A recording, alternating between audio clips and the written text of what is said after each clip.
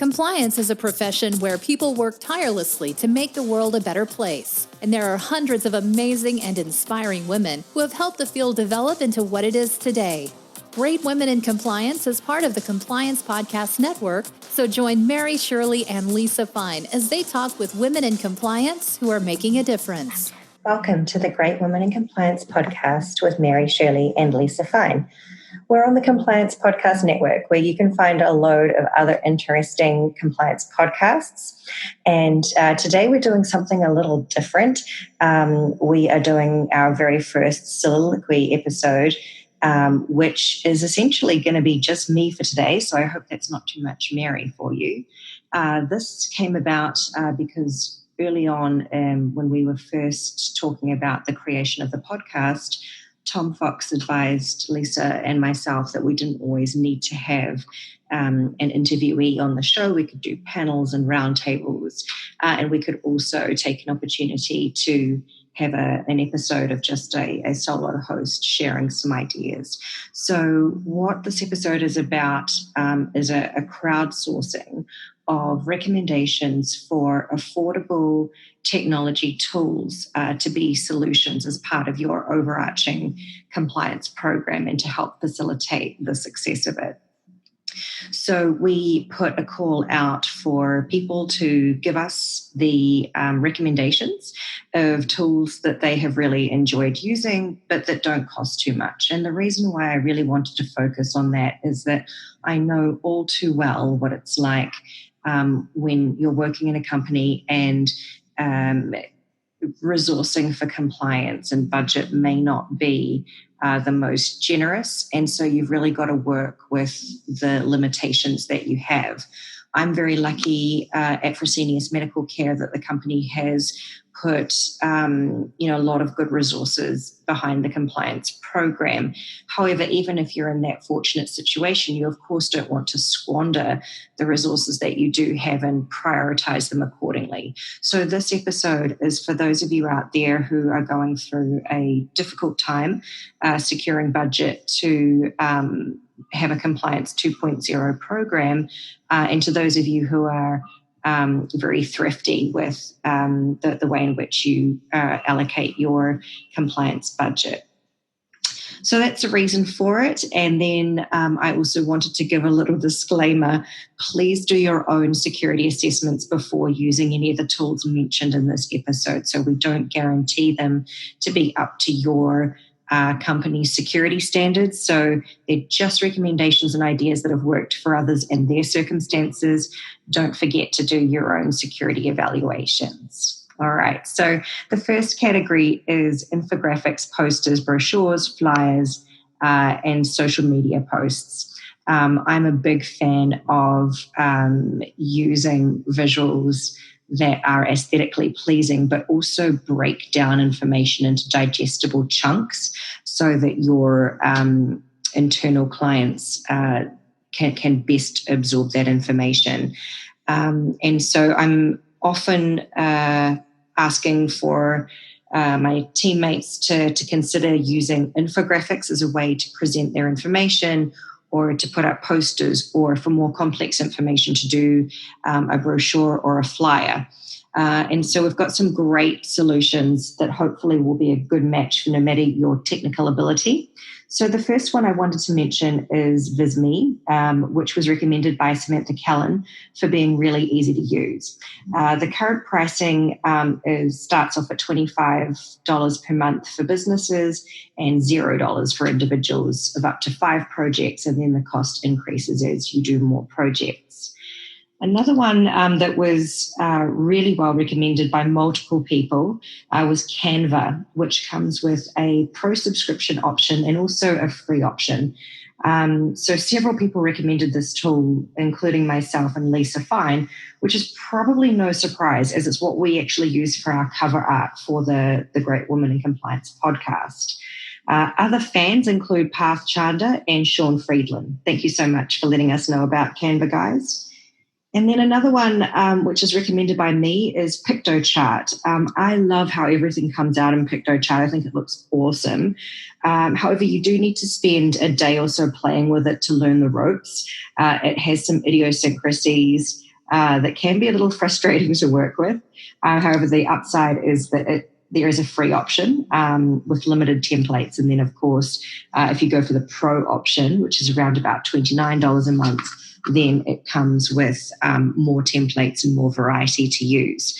So what I've noticed with a lot of the tools and compliance is that if it comes with say a $29 per month option, and you're still limited on funds, it's a really good idea to build up the content for your campaign and deal with them in one fell swoop. So, for example, instead of having ongoing compliance campaigns where you're paying for a lot of this information as you go along, access to the technology, you could think about your communications campaign and your awareness and education as a project, and just buy the access for, say, 1 or 2 months and create all of your campaigns for the year like that, so that you're not paying $29 a month for an entire year. Now the next category is project management. Trello comes highly recommended by Sarah Haddon of Corporate Compliance Insights, and she uses it for everything from her personal to-do list to tasking and collaboration with her team. And I'd like to give a data security heads up. Trello was an option that I looked into back in about the middle of 2017 to use their subscriber option. And at that time, they weren't in a position to complete a data security evaluation form. Maybe things have changed since then, but I thought it relevant for those who have similar internal procedures in case they're not able to satisfy those or complete them for you. There is a free and paid option of Trello available. So something that may be worth looking into is, even if you can't use it in your business capacity, it could be a good thing to help you organize your life in your personal capacity. And then again, on the project management front, Ryan Rushing of Broadcat recommended Asana, which is kind of a big deal given that the Broadcat team tends to be very trendy and cutting edge. And like several of our other recommendations, there is a free and a paid option for Asana. Next category is video conferencing and other communications. Zoom is recommended by Bob McKee of Infinitive, and of course this has been in the limelight for security gaps recently, but to their credit, Zoom did make very big strides and they did take prompt action soon into lockdown when the deficiencies became well known in terms of the security issues there.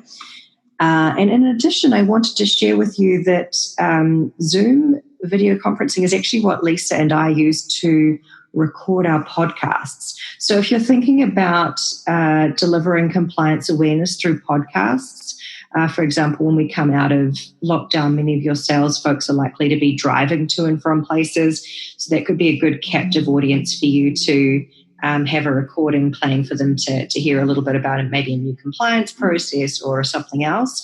It could be a good idea to use Zoom to record a file and send it to your colleagues as part of your communications campaign. And again, Ryan Rushing also had recommendations for this category with Slack for impromptu text or video communication and Google Meet for scheduled meetings.